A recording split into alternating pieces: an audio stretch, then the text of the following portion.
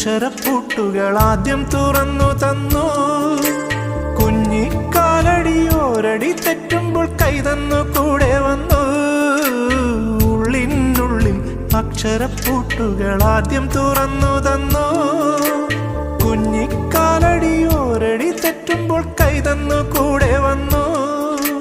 ജീവിത പാതകളിൽ ഇനി എന്നിനി കാണും നാം മറ്റൊരു ജന്മം കൂടെ ജനിക്കാൻ പുണ്യം പുലർന്നിടുമോ, പുണ്യം പുലർന്നിടുമോ.